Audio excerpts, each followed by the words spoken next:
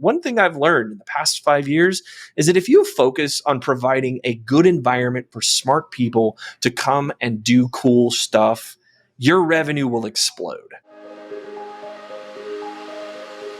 Welcome to Built to Scale, where we have real conversations with entrepreneurs just like you about what it takes to build a thriving business without sacrificing your personal life. My name is Craig Severinsen, and I help people make more money working with better clients while also working less. And now I'm sharing it all with you. Let's dive in. What's up, everybody, and welcome to episode 17. Today, we have a special guest. His name is Jeremy Duvall. He runs a company called 7Factor. And I got to tell you, Jeremy brings the heat. This conversation is so good, so packed with value. This is not hyperbole. This is just seriously, he really drops a ton of value in this. And in particular, there's three things that I want to point out to you that you can look out for. So number one is the importance of being different. So not necessarily trying to be better than your competition, but standing out from the crowd and how important that is for business growth. Number two, we talk about allowing yourself and your business to run the way that's best for you, like not trying to conform to the way that maybe other businesses are running, but finding that rhythm and that groove that is best for you, for your clients, and for your staff in order to just, take off. And then number three, we talk about how Jeremy focuses on relationships rather than deliverables. In other words, he focuses on the relationship with the client and the relationship with his staff, and how by doing that, the deliverables follow. That's what we got going on today. So without further ado, let's dive in. You started your business about 5 years ago, and you've seen a ton of growth. So let's start before we get into the growth side. Let's start pre or at the time where you were getting ready to start your business. What were the major drivers for you in terms of starting your business? Why did you get into it? Yeah, great question. Software engineering is an interesting field. A lot of people don't understand us, right? Because we're the nerds that sit around and with their headphones on, write various pretty colored words that turn into the stuff you use on the internet. So it's that place that I came from. So I came out of industry. I worked for Danger. I worked for Microsoft. And coming from there and going into consulting, there's a huge differential between being a product engineer and then working in consulting, building products for other people. And one of the challenges that I've seen is a lot of consulting firms kind of treat you as a butt in a seat. You're an hourly rate. And even though I worked for a really good firm with a lot of really awesome people, there was still that sort of feeling that I'm only here to make money that kind of cut through when I was working on client projects. And so I decided to start a company that was more focused around being an engineering consulting firm for software engineers. Like most of the people on staff that I have here are software developers. I have a few folks that are operations oriented that are not engineers. Me being a software engineer for almost 17 years of my life, sort of fed into this decision of let's build something that was designed to provide software engineers a way to be a consultant and to influence other folks and other companies' products, but without some of the nonsense that people like me don't really want to be a part of in the bigger software or in the bigger consulting firms. And again, this isn't a slight at those giant firms. They do really good work, and a lot of folks work incredibly hard to make their clients happy. But there's a principle. Software engineers are principle people, and we want a certain set of things and a certain set of baselines that a lot of traditional consulting firms just have a hard time providing. And, I can really relate to that. Not that I'm in software, but when I started my business, the straw that broke the camel's back for me was I had gone on vacation, so I had no more vacation days. And then we had a medical emergency, and they started saying, "Hey, do we dock Craig's pay?" And it was so ridiculous to me that this was even a conversation that my spouse was in the hospital. And Craig had to tell with his kids that do we dock his pay? I'm this is just such a ridiculous conversation. There's got to be a better way to run a business and really support your employees. And so to me, it's a very similar idea of I want to create an environment where that's not an issue. And it sounds like you had a kind of a similar drive to you, right? Create an environment that's better than what you were experiencing in the marketplace. Yeah, and software developers, again, we're special people. We have very specific needs. We like to problem solve. The funny thing people don't know about software engineering is it's more of an art form than it is a traditional science. I like to in writing software for a client or for your product organization, more like we're painting a picture together as opposed to I'm building you a thing with discrete components that I just kind of line up and put on my assembly line. And out the other end, you get this magical piece of working software that does a thing. And a lot of organizations design and build their engineering pipeline to be more of that empirical go from point A to point Z with a deliverable style of work. And that's not really something that's conducive to building the proper social networks required to build a good product. And again, I'm not saying that everyone's wrong and I'm right. I'm saying that there are different shades of right, and certain engineers want to be a part of a more open and free organization that empowers them to solve problems instead of handing you 10 tickets on your backlog and say, hey, can you get that done for me by Friday? That doesn't work with us.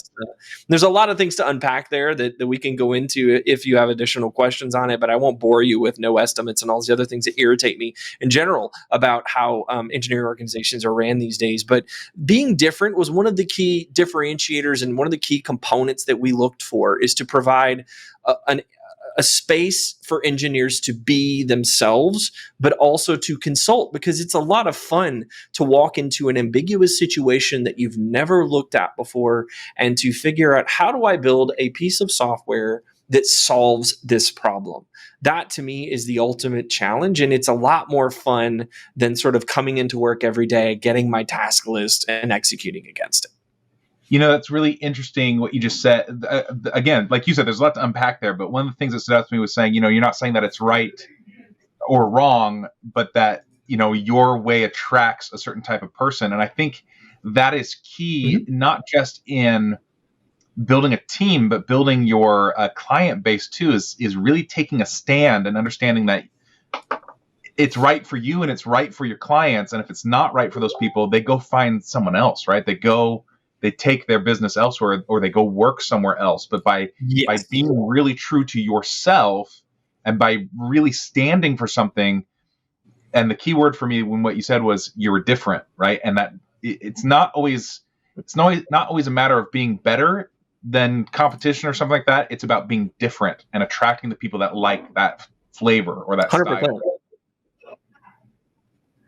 Very cool. Yeah, most consulting firms exist for revenue, right? That's what we chase. I like to say that scaling a service or starting a services firm is pretty easy. All you need is to have a relationship and an LLC entity set up and the appropriate contract nonsense. I remember when I started, I had to get like $4 million worth of V&O insurance and all these other things. I had no idea what that was. And I learned it as sort of I created my own business. Starting a services business is really easy, but scaling it becomes orders of magnitude more difficult because now we're dealing with relationships. My business is not about delivery, whether or not people believe that, right? And my clients are all about the delivery and they're all about this and that. And yes, you're right. I need to deliver value to you as my customer, but ultimately it's about forming the appropriate relationships and keeping smart talent in-house in order to deliver against those things that you want. And a lot of the times consulting firms will chase the almighty revenue, the almighty margin, those are important things. And they do say things about the health of the business. When you get to a certain size, you start min-maxing your revenue streams and you start sorting out the best way to raise rates and things like that to kind of get your client to spend more money on what's perceived to be the same product. Or maybe you work hard to differentiate yourself by coming up with some gimmicky ways to describe how you deliver to your customers. But the way we focus on things is I don't really focus on revenue. I don't focus on margin. Those are important things that I track, and I use them as metrics to tell me directionally how we're doing, as opposed to saying from the top down, I must have 40% gross margin on every head in my shop. And if I don't get that, I'm failing as a CEO and my company's failing as a company. And I need to go and raise rates and fire, my startups, which we give discounts to because they're a lot of fun to work with, just because I'm chasing that almighty revenue. And I'll tell you, one thing I've learned in the past 5 years is that if you focus on providing a good environment for smart people to come and do cool stuff, your revenue will explode. And that's what we've seen over the past 5 years. That is such a cool concept and a cool statement. I almost want you to repeat it, right? Because it's like, that is such a cool idea. And the other thing that's really standing out to me about what you're saying that I've also found to be true is that relationships, I mean, you're putting it in context of team and more so, but you're also talking in terms of a client delivery, that relationship. So that's almost more important than the deliverable, because if you can develop and keep a good relationship, even when there's bumps in the road, you'll keep that client. 100%. And I'm kind of showing all my cards here, which is kind of silly because anybody who's been in services for longer than a couple of years recognizes right out the bat that one of the things you want to go after pretty quickly is political capital with your clients, right? Never let a good crisis go to waste. There's all these things and tricks that consulting firms play, but we sort of eschew that. And we're like, look, we have a saying around here, kind candor, where it's like, look, I'm going to be candid with you. I'm not going to be a jerk, but I'm going to be candid with you. And if this isn't working out, if this conversation, if we're not delivering to your expectations, or you think you're overpaying because you can go offshore and spend $20 an hour, great, go do that. We will not disrespect you. We will not say you're doing the wrong thing because you really honestly believe that that's the right thing for your business. Go for it. And we will find another customer or another way of surviving as a company to ensure that my people are happy. Because again, a lot of consulting firms, they lose sight of the fact that your people are your product. And if you're not focusing on cultivating a good product, which is hiring the right people, developing the right culture, giving folks autonomy, allowing them to make decisions for themselves, again, within a framework, then you're making a huge mistake and you're making a tactical error, and you've already screwed up the opening, to use a chess analogy, right? You're lost. So at this point, you have to recover and sort out, how do you solve the mid game and how do you get to an ending where you might actually win with that particular client. And it is all about relationships. You don't want to stretch them too far. You don't want to stretch them too thin. You want to make sure your relationships are real and that they're not based on a lie and smoke and mirrors. One of the things we do here is we show customers how the sausage is made. Maybe you've heard that analogy, right? You never want to see how the sausage is made. Building software is a really, really messy event. And despite the fact that we think we've solved it with Agile, capital A Agile, and Scrum and all these other fancy things that we've invented to try and sort this very difficult process of turning ideas into physical moving things on a screen using electrons on this little tiny sheet of silicon. Despite the fact that we think we've solved those processes, we've not. And it's proof because you look at all the failed projects that are out there, right? Look at the Hertz Accenture thing where Hertz sued Accenture for, I think they spent like $1.2 million on a website, and they sued Accenture because they didn't actually deliver against that.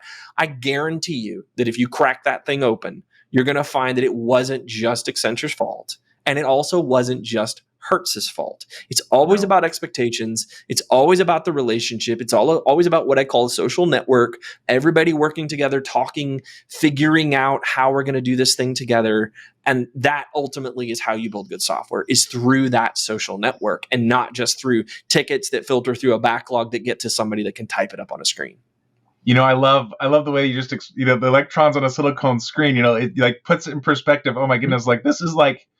This is like a miracle. Like, it reminds me of a bit. I don't even remember who it was, but they're like, everyone's so upset that their cell phone doesn't get a response right away. It's like, it's got to go to space and back. Can you give it a minute? It's going to space. Come on, guys. It's like we're working on this thing that is literally a miracle of modern science, and we're so picky about it. You know what I mean? And we're so upset about it. Our field is less than 80 years old, right? Think about a road. How long have roads been around? Right? Since forever, right? How long has gravity been around? Since the beginning of our planet, right? These are things that people lose sight of, that developing software and computer science and electrical engineering, that, silicon, all of that are things that we haven't had until the modern era.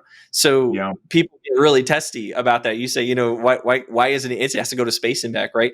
It's hilarious to me, having insight into how all those things are done and spending time getting a master's degree in computer science and, working with a lot of really smart hardware engineers across various companies and various products. You're just like, the average person really needs to be educated on what a miracle it is that you can watch this on the because the internet didn't exist. The internet, it was invented by people. It's like the car, you drive in a car every day. Most people, I grew up taking that for granted, right? I jump in a car and drive down the road. Now, kids that are growing up these days, uphill in the snow, both ways kind of statement here, but kids that are growing up these days are jumping on YouTube and watching their favorite streamer play a video game. And it's like, seriously, guys, like, know that this didn't exist until, literally, I don't know, 40 or 50 years ago. That's pretty crazy to me.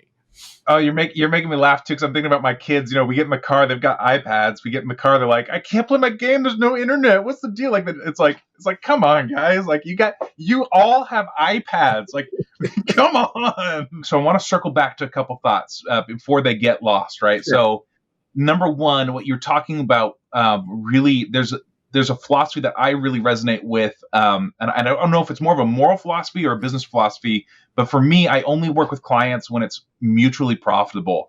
And when it stops being mutually profitable, whether it's no longer profitable for me as a business or it's no longer profitable for them as a business, then it's time to end the relationship. And understanding that relationships ebb and flow, that you can let a client go, they'll come back, and not pressuring them, I feel like builds a lot of goodwill and momentum in the marketplace. You always win when you're looking out for the value that you're providing for other people. And you're also putting boundaries and saying, you know what? It's almost like being a steward for both parties. You got to make sure the client's getting value. You got to make sure your business, who you're responsible for, is also getting value. And if those two things are being met, then awesome. If it's imbalanced or not working, we either fix it or we say goodbye, and that's okay. Yep. I think this is something that I had identified pretty early on when I got into consulting, is that the sales teams are incentivized to make their revenue numbers, right? Taking it all back to the centerpiece of what do you value as a company? And again, I'm not saying that, making $1 million is a bad thing, right? People are successful because of their tenacity, because of their natural talents, because of their ability to manage multiple work streams, because of relationships. Like, there's nothing wrong with that. The thing that I noticed pretty early is that bad deals were incentivized because people were, again, focusing on making the revenue targets as opposed to delivering value to the customer. And this is a difficult problem. And this is why we don't have a traditional sales organization. We don't sell work the same way your average consulting firm does, because I don't care about revenue, right? I'm a horrible CEO. You should probably fire me. Any 7-factor people watching this, you should probably fire me. But at the end of the day, what's important to us is exactly as you said. It's about the relationship with the client, ensuring that it's mutually profitable, that we're both mutually successful. We both have the same ideologies. Because I'll tell you one thing, as I mentioned earlier at the top of the show, we are philosophical people. We're philosophers. There's correlation between a structured belief system and being a good developer. I promise you. Nobody's done any sort of studies on this, but I swear to you, every developer I talk to is a principled human being, or a musician, which is a totally different conversation. But at the end of the day, focusing on relationships and mutually beneficial conversations is really what allows us to succeed together. And as you said, I've had clients walk up to me and we have the conversation. It's like, you know what? You're probably not a fit for us anymore. We're going to peace out. We haven't had too many of the reciprocating conversation where we made a mistake. We're not perfect. We do make mistakes. But we've had maybe 2 projects in the 5 years that we've worked together as a company, where we've had to apologize to a client, which you should do, by the way. If you don't apologize to clients, you should apologize to clients, because you're no better than they are. But we've only had a couple of projects that have gone sideways to the point that we have to apologize and say, look, we're sorry. We don't think this is going to work out for whatever reasons. We made mistakes. You made mistakes. At the end of the day, we're going to break up. Right. And maybe one day, if the stars align, we might work together again. But right now, probably not. Given the state of your existing product organization, or given the state of your existing leadership tree, or your current development shop, we're not interested in continuing. And it's okay to do that, because guess what? There are other customers. You'll find them. I promise. And in the long run, holding on to those bad clients, it's gonna beat up your reputation. It's gonna eat up your time. It's gonna eat up your budget, and it's not going to result in a satisfactory end for either party. So it's like, do you have? Being a CEO of a company requires difficult conversations and facing those difficult conversations and making the decisions that other people don't want to make. Right? You got to do that, because having that painful conversation now is better in the long run for all parties involved. I think the worst thing you can do as a services organization is hold on to a client that, while they may be a significant revenue stream to you, they abuse your folks. And this is a difficult topic to approach, right? Because we're talking about human beings and the fact that we screw up and we make mistakes and we're terrible animals if you look at the history of humanity. But at the end of the day, like, if you do not focus on ensuring that your product, which is the folks that are on the ground developing software for that client, or doing UI UX for that client, or doing management consulting or process consulting, whatever you do, if you do not focus on ensuring that the folks on the ground are happy and doing the right thing for the client and properly motivated, you have already lost. Not only will you lose your talent, but you will eventually lose that client. And the only thing you have to show for it is a bucket of money, which maybe that's your goal and that's fine. But the only thing you have to show for it is a bucket of money. You don't have any talent left. You don't have any focus on solving strategic problems with that client left. It's all about just the revenue, at which point you should just be a staffing agency. Like, why even put consulting in your name if all you do is to exist to staff butts and seats? Like, the reason people become consultants is they want to impact clients. They want to use their expertise and the things they've done in life and their their rap sheet, their CV. They want to apply that to their existing situation and problem solve. And again, I was a victim of the butts and seats mentality quite a few times in my career. And it was fun to do cool work and to be, do interesting things with my client, but not once did I feel like I was a part of a broader mission. And that's why I left and started my own company, because I was not fed in that way. And that's sort of my mission, is to feed engineers with good work that keeps them happy and keeps them here, right? And I have really good turnover rates. So last year we added like 30 people to our team. Before that, my attrition numbers were less than 1%. People were staying here, and they still are. And you're telling your employees to fire you? No, that doesn't make sense, man. And whatever you're doing is working, right? Like, I love it. Mm-hmm. One of the things you said that I think is worth circling back to is, you said apologize to your clients because you're no better than them, right? Yes. And I think that ties into the conversation we're having here of like, if you just have standards in terms of like, you only deal with people that are kind or that are like actual human beings, and we make mistakes, right? But like, they treat you with respect. You have that expectation of your employees. You have that expectation of yourself. Why wouldn't you have that expectation of your clients, and viewing them as partners rather than any sort of subordinate? You're not above, they're not above. It's a partnership. Then when one of you crosses that boundary, it's a lot easier to say, you know what? We only work with people who treat us this way or have this level of respect. It's a lot easier to walk away when you've got that kind of approach. One, partnership, and two, like, everyone we interact with is respectful. And if they're not, then we don't work with them. 100%. Yeah. That's key and critical to successful engagements. It's key and critical to successful partnerships and long-term conversations with customers. And I love it. It's one of the harder things to do, though, because you have to be careful about setting the right boundaries.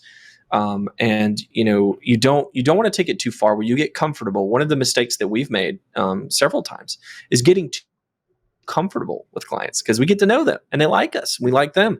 We try to staff the same people on projects over the long term because we want that tacit knowledge to be there, but we also know that the client is very comfortable with those humans and they like them. And that just provides a safety blanket where you're like, that guy, that's an awesome. I like him so much. He's on my client. He's on my project for the long term. I feel so much better about it. Mm-hmm. But you have to be careful as a consultant on the ground that you don't get too comfortable, because when you get too comfortable, you can make mistakes. You can say things that you probably shouldn't. You can not hold yourself to the standard that you should to deliver for them, because you're like, oh, it's this guy. It's all good. He'll be fine with it. And then all of a sudden that spiral. Yeah, it's almost like you're taking them for granted, right? And so it's like, oh, it's a gimme that they're going to stick around, or it's a gimme that we're going to have that work versus making sure that you're showing, again, that mutually beneficial, right? Is it beneficial for them? Is it beneficial for you? If you get too comfortable, are you starting to take each other for granted? The analogy that comes to mind for me, and this is weird to think about with clients, but it's like a marriage, right? If you start taking your spouse for granted, it falls apart, right? You got to continually put in the work so that you've got a good relationship. Yeah, that will not work out well for you. So, you've grown a ton, right? Mm-hmm. What are, now that you're kind of at an upper level, right? You've doubled in size over the past year. What are the new challenges that you're facing? What are the new obstacles that are on your radar that you haven't maybe faced in the past? That's an excellent question. As a matter of fact, this week, meeting with all of my engineering managers, and we're discussing these problems. I would think operationalization is probably the biggest challenge that we have as a company. We started with cultural ideologies. We started with a focus on providing good feedback to engineers that join us and providing a long-term career here that's focused on problem solving and doing good things. We don't have any sort of well-placed framework that would help folks understand what it means to grow in your career here. But I mean, to be honest, that's a hard problem. I don't know of many companies that have solved that well. For example, at Microsoft, we fired the bottom 10%. Everybody was graded on a bell curve. This was back in the Ballmer days, so nobody throw rocks at me. Satch is a nicer guy than Ballmer is, I guess. But we graded on a bell curve, and the bottom 10% of the company was literally fired and walked out the door. And systems like that are while they mean well, they can be very toxic and bad. So we have to figure out how we as a company provide a career, a long-term career, because I don't want to lose these people. As I've said many times before, I know there will be an eventual self-selection out of certain people. That's always going to happen, right? Your employees are not your family.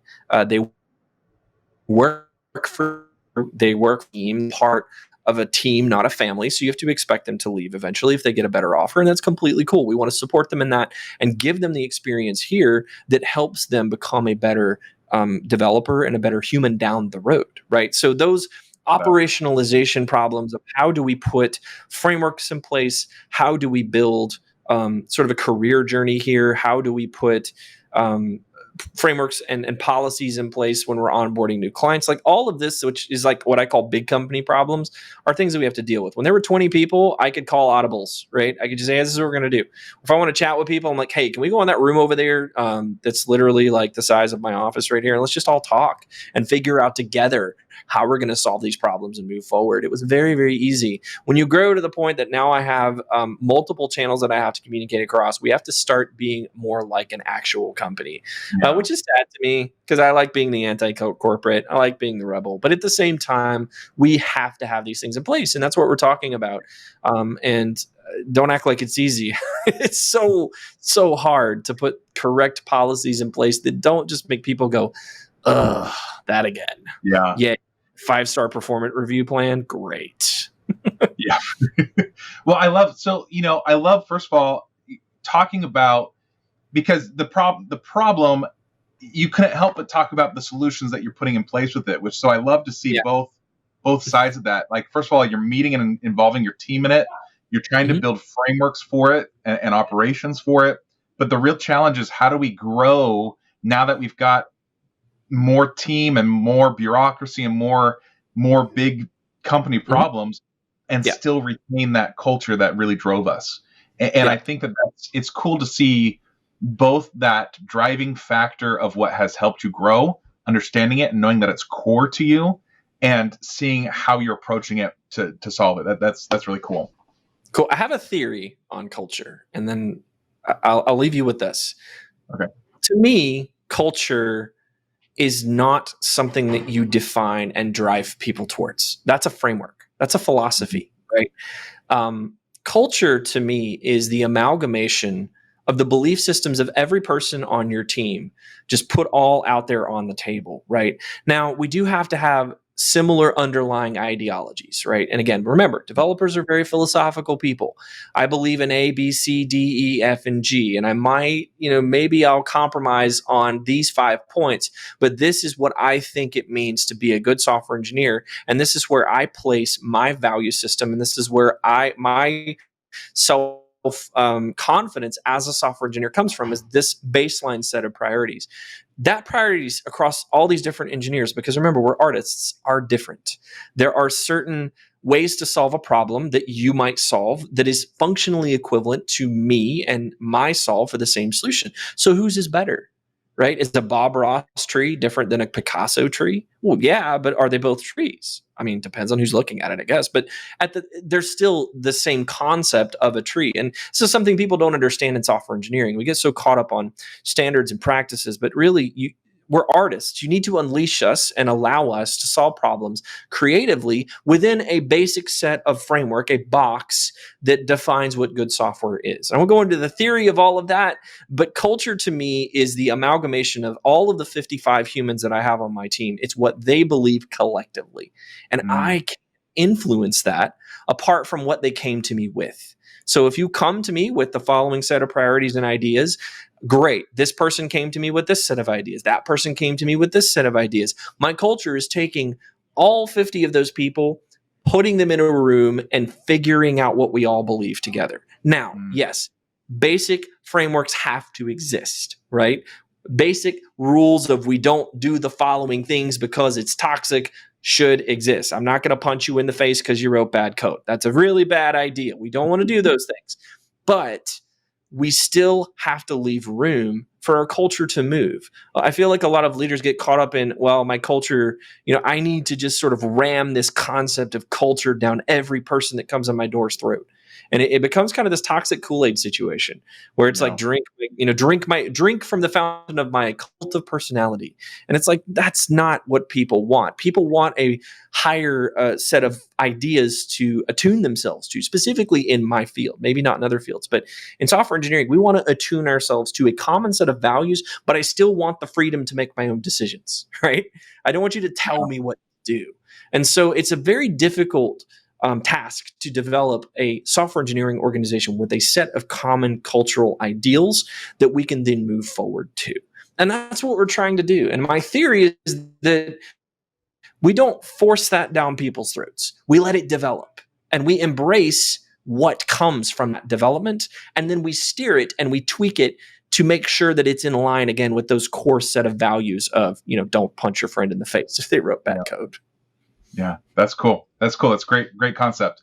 Well, Jeremy, we're out of time. If someone wants to find you, they want to learn more about you and your company, where do they go? Where do they go to find that information at? Yeah, for sure. Hit us up at 7factor.io. We have the fancy, nerdy domain name on the end of our website, but 7factor.io. You can find me on LinkedIn. Just Google my name, Jeremy Duvall. Happy to connect to you. Awesome. So great having you, Jeremy. Let's keep in touch. I love this conversation. This was fantastic. Thank you so much. Thanks for having me on, guys. This was great. All right. See ya.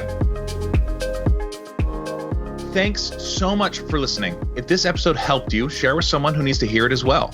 For more information on how you can work with me and great resources for your business, head over to builttoscalehq.com. Join us next time for Built to Scale. And until then, take some fast, focused, imperfect action. I believe in you. I got your back. We'll talk soon.